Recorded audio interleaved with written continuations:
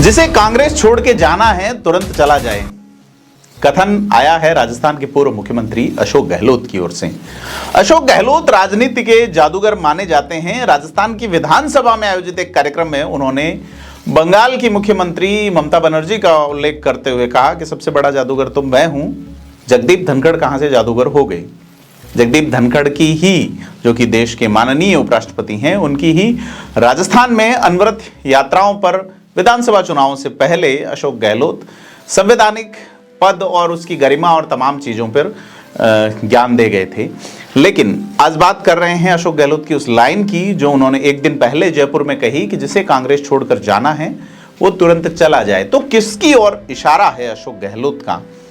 कौन सा ऐसा नेता है जो अशोक गहलोत को कांग्रेस में आने के बाद से परेशानी की वजह बनने तक पहुंच गया कि इस नेता की अगर एंट्री होती है तो फिर कांग्रेस में सब कुछ ठीक नहीं रहेगा। नमस्कार, मैं प्रदीप हूं और आज थिंक 360 के एक पॉडकास्ट कार्यक्रम में हम बात करेंगे मानवेंद्र सिंह जसोल की। मानवेंद्र सिंह, मेजर मानवेंद्र सिंह, जो कि कभी भारतीय सेना का हिस्सा रहे, कारगिल की लड़ाई में बड़ी भूमिका में रहे, इंफॉर्मेशंस के आदान प्रदान में पत्रकार रहे हैं, इंडियन एक्सप्रेस में लगातार लिखते रहे हैं और 40 साल की उम्र में, 40 साल से भी कम उम्र में बाड़मेर जैसलमेर लोकसभा क्षेत्र, एक वृहद लोकसभा क्षेत्र के सांसद भी रहे, शिव विधानसभा क्षेत्र से विधायक भी रहे हैं। तो सेना, पत्रकारिता और लेजिस्लेशन, राजनीति जैसी चीजों में सक्रिय मानवेंद्र सिंह, जिनकी पत्नी का निधन हाल ही में करीब 1 महीने पहले एक दुखद हादसे में हुआ और अब तक कांग्रेस में मौजूद मानवेंद्र सिंह को लेकर कहा जा रहा है कि वो जल्द ही भारतीय जनता पार्टी यानी कि अपनी मूल पार्टी में लौट सकते हैं।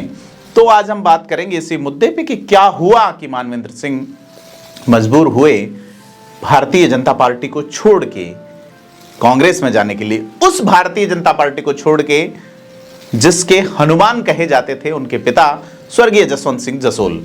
जसवंत सिंह जो है वो देश के विदेश, रक्षा और वित्त जैसे महत्वपूर्ण महकमों के मंत्री रहे हैं, राज्यसभा में लंबे समय तक प्रतिपक्ष के नेता रहे हैं और एक अच्छे स्पोक्स पर्सन होने के साथ साथ अच्छे स्टेट्समैन के रूप में भी पहचाने जाते हैं। स्टेट की राजनीति उन्होंने कभी नहीं की।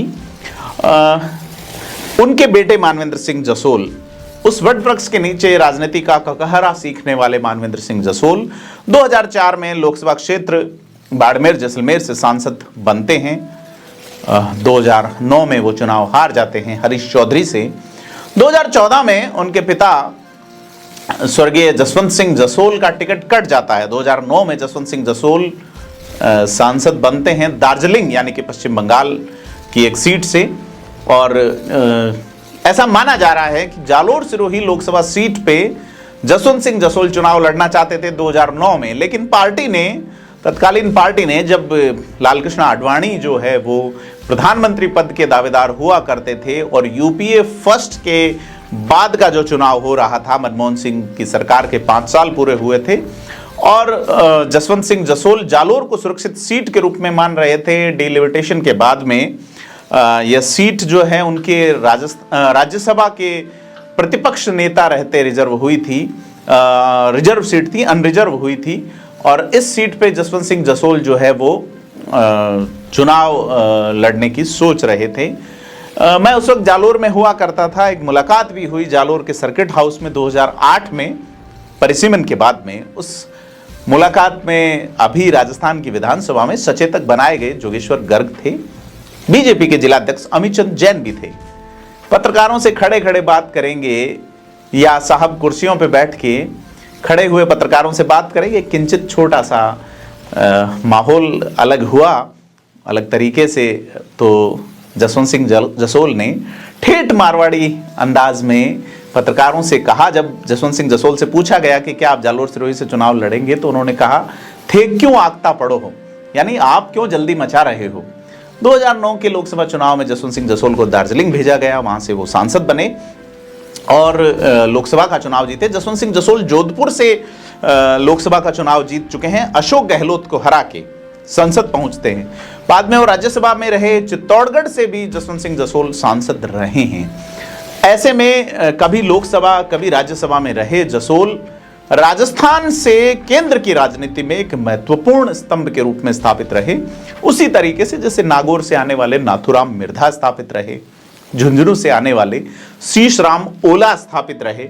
भैरव सिंह शेखावत एक बार राज्यसभा गए, लेकिन उन्हें केंद्र की राजनीति जरा रास नहीं आई और वो स्थानीय राजनीति में ही ज्यादातर फोकस्ड रहे, राजस्थान की राजनीति में ही।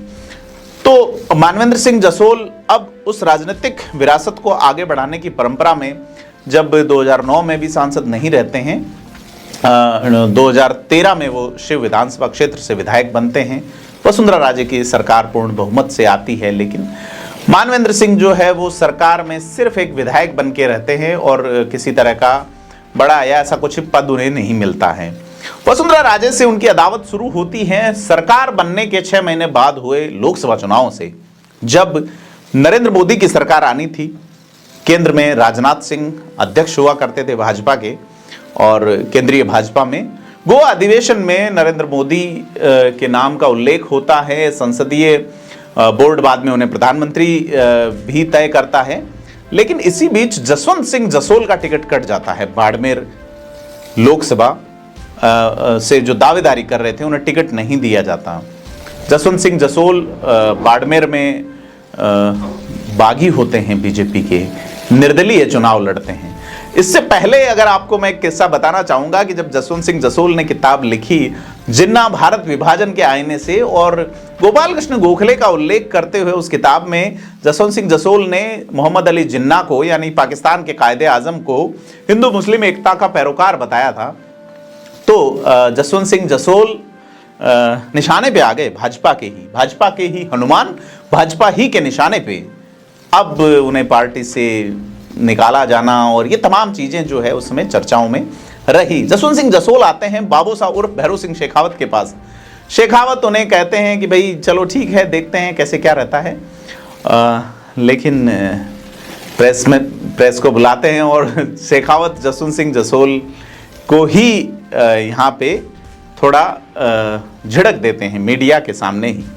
जसवंत सिंह जसोल के सामने यह झिड़क उस अपमान से कम थी कि 2014 के चुनाव में वसुंधरा राजे ने उनकी दावेदारी को खारिज करते हुए कर्नल सोनाराम, जो कि कांग्रेस से आए थे भाजपा में, उन्हें टिकट दे दिया। जसवंत सिंह जसोल बागी खड़े होते हैं।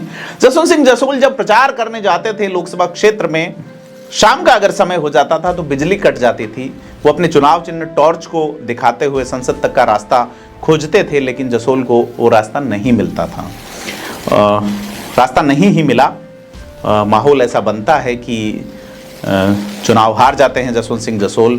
मानवेंद्र सिंह विधायक बने रहते हैं। जसवंत सिंह जसोल एक हादसे के अंदर आघात का शिकार होते हैं और लंबे समय तक बिस्तर पर रहने के बाद उनका भी निधन हो गया। और फिर जसवंत सिंह जसोल 2018 में जसवंत सिंह जसोल के बेटे 2018 में मानवेंद्र सिंह जसोल जो है वो उनका पूर्णतः अलगाव हो जाता है भाजपा से। मन जो है वो उचट जाता है, या यूं कहें कि अप्रैल महीने में वो एक निर्णय ले लेते हैं और वो निर्णय आगे बढ़ते बढ़ते सितंबर तक तय हो जाता है कि भी बीजेपी छोड़नी है। जसवंत सिंह जसोल के बेटे मानवेंद्र सिंह और मानवेंद्र सिंह की धर्मपत्नी स्वर्गीय चित्रा सिंह एक बार जालोर में दुर्गादास जयंती में कार्यक्रम में आए थे। उन्होंने संबोधन किया तो ऐसा लगा कि वो जालोर की आहोर या बाड़मेर की सिवाना सीट से विधानसभा के प्रत्याशी हो सकते हैं। हालांकि इस बार यानी कि 2023 के विधानसभा चुनाव में मानवेंद्र सिंह जसोल को सिवाना भेजा गया। मानवेंद्र सिंह की चाहत पहले थी, पिछली बार जब पंकज प्रताप सिंह को सिवाना भेजा गया था और वो चौथे नंबर पे रहे थे, तो मानवेंद्र सिंह को उस समय चाहत थी कि वो सिवाना से चुनाव लड़ सकते हैं कांग्रेस के टिकट पे। चित्रा सिंह का भी नाम चला कि आहोर या सिवाना से उन्हें प्रत्याशी के तौर पे कांग्रेस चुनाव लड़ा सकती है। लेकिन जब उसी कार्यक्रम में कयास चल रहा था कि वो कांग्रेस में जा सकते हैं, हमारी बात भी हुई, उन्होंने इनकार किया। लेकिन निजी मुलाकात में जब कुछ चीज़ें हुई तो उनके पास एक कांग्रेस के बड़े नेता का फ़ोन आता है और ये कहते हैं कि आप पार्टी में आ रहे हैं, स्वागत हैं। जब फ़ोन पे बात होती है, मानवेंद्र सिंह फ़ोन करते हैं और ये कहते हैं कि मैं पार्टी में ज्वाइन कर रहा हूँ, राहुल ने मुझे कहा है कि आपसे मैं बात करूँ। तो सामने जो नेताजी थे उनका ये कहना था कि आप राहुल नहीं राहुल जी कहिए, वो बोले वो मेरे दोस्त हैं, नहीं पार्टी की परंपरा में। और यह सारी चीज़ें जो है मानवेंद्र सिंह समझ जाते हैं कि कांग्रेस की पॉलिटिक्स अलग तरीके की है, लेकिन वो वसुंधरा राजे की सदारत वाली सरकार में उस वक्त विधायक हुआ करते थे और उन्होंने मानस पूरा बना लिया था कि भाजपा छोड़नी है अगर वसुंधरा राजे ही, तो उनकी जो अदावत रही है वो सीधे तौर पर वसुंधरा राजे से रही हैं। अब चीज़ें आगे बढ़ती हैं, वो स्वाभिमान सभा करते हैं बाड़मेर में। उनकी पत्नी स्वर्गीय चित्रा सिंह, जिसे एक वीडियो में मैं पहले ही कह चुका कि राजस्थान में अगर वसुंधरा राजे जैसी कद्दावर नेता को किसी महिला ने चुनौती दी, जो कि पॉलिटिक्स में सीधे तौर पे नहीं आई लेकिन सामाजिक रूप से एक अलग प्रभाव और अलहदा छवि रखती रही हैं, स्वर्गीय चित्रा सिंह ने ही देने की हिम्मत की और सशक्त रूप से चुनौती दी वसुंधरा राजे को। बाड़मेर की सभा में तय हो जाता है कि स्वाभिमान जो है वो अलग रहेगा, अमर रहेगा। और जसवंत सिंह के बेटे जो कि भाजपा में हनुमान कहे जाते थे, उनकी सदारत को आगे लेके चल रहे, उनकी परंपराओं को आगे लेके चल रहे मानवेंद्र सिंह अब कोई बड़ा निर्णय ले सकते हैं। मानवेंद्र सिंह जसोल 2018 में विधानसभा चुनाव से ठीक पहले कांग्रेस ज्वाइन कर लेते हैं और यहाँ से कहानी थोड़ी ट्विस्ट लेती है। ट्विस्ट ये लेती है कि वो राहुल गांधी जो कि उनके दोस्त थे, उनके भरोसे कांग्रेस में आते हैं और मारवाड़ में जो वर्चस्व का संकट कांग्रेस में हरीश चौधरी ग्रुप, अशोक गहलोत ग्रुप, इस मुद्दे पे एक होता नजर आता है कि किस तरह से मानवेंद्र सिंह जैसा ऐसा पंछी जिसकी 10 जनपद तक सीधी पहुंच है, सोनिया गांधी तक, राहुल गांधी तक, प्रियंका गांधी तक सीधी पहुंच है मित्रता तक की, तो यह व्यक्ति जो है वो आगे जाके एक राजनीतिक रूप से मारवाड़ की राजनीति को प्रभावित कर सकता है। जब मानवेंद्र सिंह शायद इसी चाल को थोड़ा कमजोर तरीके से ले गए जब चर्चा हो रही थी वसुंधरा राजे के सामने किसे प्रत्याशी उतारा जाएगा झालरापाटन में 2018 में, तो यह सवाल उठता है कि कौन होगा। तो कहीं से एक आवाज आती है, क्या मानवेंद्र सिंह जसोल हो सकते हैं, मानवेंद्र सिंह जाएंगे। जब राहुल गांधी पूछते हैं तो मानवेंद्र सिंह कहते हैं सैनिक हूं मैं, सैनिक को अगर आदेश होगा तो जरूर जाएंगे, वो तय नहीं करता। तो ये सारी चीज़ें इस तरह से मानवेंद्र सिंह जसोल को झालरापाटन भेजा गया। झालरापाटन में वसुंधरा राजे के सामने वो चुनाव लड़े, अलग तरीके का चुनाव हुआ, वहाँ पे आप सभी ने देखा होगा। उस चुनाव को हारे। फिर 2019 में मानवेंद्र सिंह को बाड़मेर लोकसभा का टिकट दिया गया कांग्रेस की ओर से। हरीश चौधरी चूँकि विधायक बन चुके थे, हरीश चौधरी चूँकि राजस्व मंत्री थे, खासे प्रभाव में थे, हेमाराम चौधरी भी विधायक थे, तो कांग्रेस के बड़े और कद्दावर नेताओं के होने के बावजूद मानवेंद्र सिंह जसोल 2019 का लोकसभा चुनाव कांग्रेस की सरकार होने के बावजूद बाड़मेर से हार जाते हैं। अब भैरव सिंह शेखावत का एक कथन था। भैरव सिंह शेखावत के परिवार के कोई एक निजी व्यक्ति थे जिन्होंने राजनीतिक समझ या राजनीतिक भविष्य को लेकर बात की। तो उन्होंने कहा कि जिस दिन आप बोर्ड निगम में चेयरमैन बन जाएंगे उस दिन आपका लेजिस्लेशन में जाने का, जो चुनाव लड़के जाने वाला मामला रहता है, उस पर ब्रेक लग जाता है। तो शायद यही राजनीतिक स्ट्रेटजी तय करते हुए अशोक गहलोत ने मानवेंद्र सिंह जसोल को सैनिक कल्याण बोर्ड का अध्यक्ष बना दिया कि किसी तरीके से मानवेंद्र सिंह जसोल को एक ऐसी, मारवाड़ी में उसको कहते हैं खूनी के गुड़ लगाना, यानी कोहनी पे आप ऐसा मिठास लगा दो जिसे आप कभी चख नहीं पाओ। तो चूंकि सैनिक थे, सैनिक के नाते उन्होंने इसमें भी प्रभावी काम करने का प्रयास किया। अब मानवेंद्र सिंह जसोल 2023 के विधानसभा चुनावों के हिसाब से तैयारी करते हैं, पूरी ताकत झोंकते हैं जैसलमेर में। जैसलमेर सीट जो है वहां पे उन्होंने तैयारी कर ली। जैसलमेर से सटी हुई पोखरण सीट, जहां से सालेह मोहम्मद पूरी तरीके से हामी थे मानवेंद्र सिंह जसोल को जैसलमेर लाए जाने के लिए। सालेह मोहम्मद ने वीटो भी किया, लेकिन स्थिति कुछ ऐसी रही कि अशोक गहलोत और ये जो तमाम टीम रही, इनका ये प्रयास रहा कि किस तरह से मानवेंद्र सिंह जसोल की पॉलिटिक्स को इसी तरीके से साइड किया जाता रहे। तो करीब 5 साल से चल रहा था और फिर से उन्हें सिवाना भेजा गया, जहां तैयारी नहीं थी। चुनाव मानवेंद्र सिंह सिवाना में भी लड़े, तरीके से लड़े, लेकिन चुनाव जीत नहीं पाए। और वहाँ जो बागी कांग्रेस के थे, उनकी वजह से मानवेंद्र सिंह जसोल जो है वो दोबारा विधानसभा नहीं पहुँच सके। 2013 में पहुँचे थे, 18 में नहीं पहुँचे, लेकिन एक बार फिर से वो सिवाना से चुनाव हार गए। अब मानवेंद्र सिंह को शायद एक धक्का लगा हो कि वो जो बागी हुए थे वो एक प्रभावशाली जो संस्था होती है राजस्थान सरकार की फाइनेंस वाली, उसमें वो अध्यक्ष थे और वो बिठाए जा सकते थे, प्रिविलेजेस लिए हुए थे। और उनको ये इशारा भी था कि वो किसी इशारे पे खड़े हुए थे, किसी जादुई इशारे पे खड़े हुए थे, और मानवेंद्र सिंह जसोल के करियर को कांग्रेस में किस तरह से आगे नहीं बढ़ने दिया जाए, ये कोशिश थी। और इस कोशिश से मानवेंद्र सिंह और उनकी पत्नी चित्रा सिंह दोनों ही शायद आहत हुए हों, और जनवरी माह में ही दिल्ली जाते वक्त एक दुखद हादसे में श्रीमती चित्रा सिंह का निधन हो गया और मानवेंद्र सिंह जसोल उसके बाद अकेले हैं। बड़ी मार्मिक फ़ोटो उनकी आई थी 14 फरवरी की, हम सब ने देखी होगी कि किस तरीके से वो अपनी पत्नी की अंतिम विदाई में भी शामिल नहीं हो सके, बड़ा दुखी। अब ये खबर आ रही है कि मानवेंद्र सिंह जसोल जो है वो भाजपा का दामन थाम सकते हैं एक बार फिर से, और इसी महीने के पहले सप्ताह के अंत में कहा जा रहा है कि ऐसा मुकम्मल भी हो जाएगा। तो कांग्रेस छोड़ के जिसे जाना हो जल्दी जाए, ये जो कथन है, यहाँ से हमारी कहानी शुरू हुई थी। और कहानी जो है वो जल्द और अकुलाहट जो है राजनेताओं में कि किस तरीके से एक सिंपल और धीरे धीरे रे मना धीरे सब कुछ होए। तो अशोक गहलोत इस जादूगरी के लिए ख्यात हैं, और यह जादूगरी मानवेंद्र सिंह जसोल पे किस तरीके से काम कर गई।